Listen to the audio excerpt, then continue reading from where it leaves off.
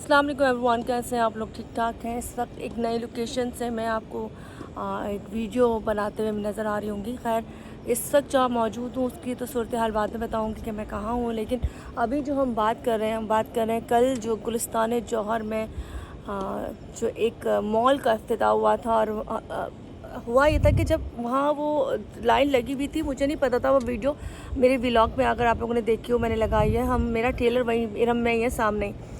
तो बहुत सारा रश था। जो मेन उनका ब्रिज बना हुआ है, जो पुल बना हुआ है ना, तो वहाँ लोग बहुत खड़े थे। तो मैं परेशान हो गई, मैंने कहा शायद कोई एक्सीडेंट हो गया है। तो मैंने लोगों से पूछा क्या हुआ क्या हुआ। मुझे लगा इतनी सारी दुनिया इतनी खलकत है, मैंने कहा अल्लाह ना करे कोई ये जगह पे एक्सीडेंट हो गया, या फिर वो बंद किया हुआ था वो ट्रैक, क्योंकि नीचे दोबारा से टाइल्स लगाई जा रही थी, वो टाइल्स ख़राब थी।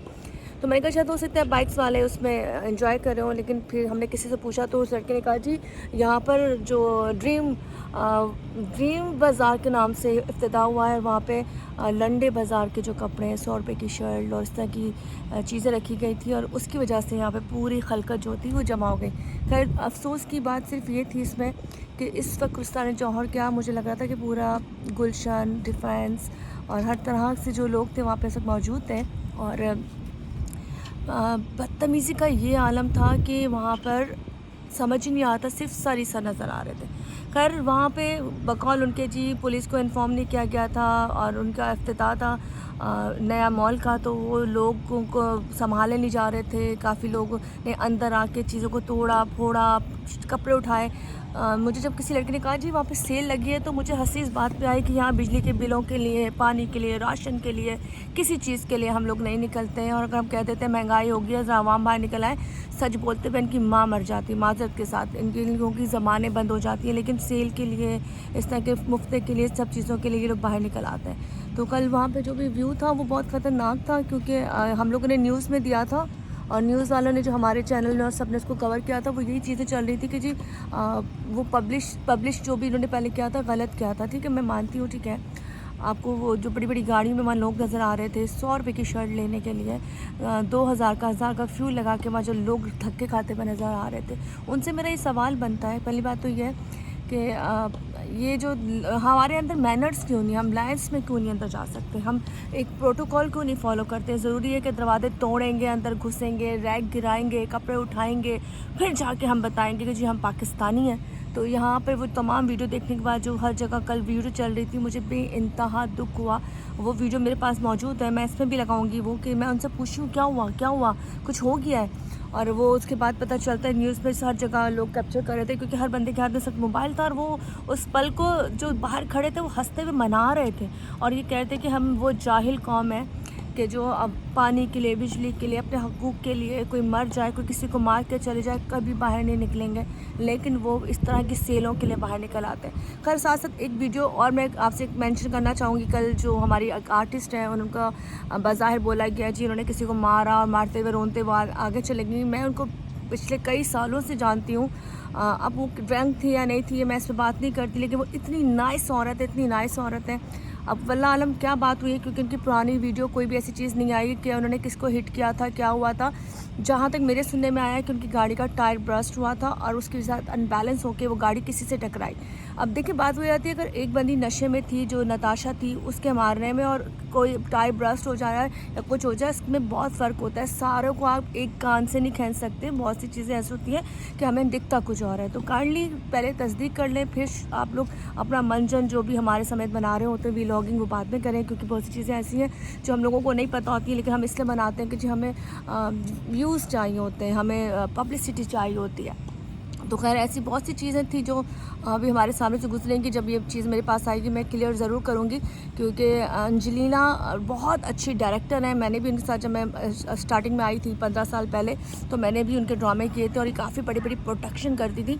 लेकिन वाकई कैसे पेश आया ये अब तक नहीं पता। लेकिन साथ साथ एक चीज़ मेंशन करना चाहूँगी। आज एक छोटी सी वीडियो है, हम एक मार्ट में रुके थे, और वहाँ से निकले तो एक छोटा 17-18 साल का बच्चा एक आल्टो चला रहा था, या पत्नी मीरा चला रहा था, क्या चला रहा था गाड़ी, और वो सर्विस रोड पे इतनी तेज़ गाड़ी चला रहा था बिन हाशिम के सामने कि मेरे भाई को वो मारने लगा, तो मैंने स्टॉप किया। मैंने कहा पागल हो गए हो, क्या हो गया तुम्हें?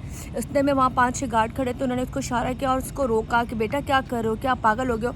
और वो ज़िग-ज़ैग कटिंग मारता हुआ आगे निकला। उसके बाद वो दोबारा मुड़ा और फिर दोबारा से उसने इसी तरह रोड पे बेतुकी गाड़ी चलाई। तो बात यहाँ पे सवालिया निशान ये है कि मर्द भी तो एक्सीडेंट करते हैं, मर्द भी बेतुकी गाड़ी चलाते हैं। छोटी-छोटी लड़कों को बगैर लाइसेंस के आप बाइकें दे देते हो, कार दे देते हो, तो इन चीज़ों के भी चेक एंड बैलेंस होना चाहिए। आप लोगों से रिक्वेस्ट करूँगी, जब भी आप छोटी उम्र का कोई लड़का देखें, 14, 15, 16, 17 साल का देखें, काइंडली स्टॉप करके आप लोग ट्रैफिक वाले स्पेशली वो उसका लाइसेंस ज़रूर चेक करें कि उस बच्चे के पास लाइसेंस है कि नहीं है, कि वो ड्राइविंग जो कर रहा है वो उस काबिल है कि नहीं है, फिर जाके आप उसको अलाउ करें, क्योंकि ये आपका राइट बनता है। अगर आप नहीं रोकोगे तो इसी तरह के हादसा होते रहेंगे। खैर बच्चा पीछे फ्रेम में परेशान हो गया कि बाजी किससे बात कर रही है, क्योंकि इस वक्त मैं अपने जिम के बाहर ही बैठी हुई हूँ। तो एक व्यू बहुत खूबसूरत था, हवा बहुत ठंडी थी, तो मैंने कहा चलो इस व्लॉग को यहीं से बना देते हैं। मुख्तसर सी बात यह है कि मर्द भी एक्सीडेंट करते हैं, बहुत बुरे करते हैं, औरतें भी करती हैं, लेकिन वो एक्सीडेंट बर्दाश्त नहीं है जो किसी की जान ले लें, जो आप ड्रंक होके करें या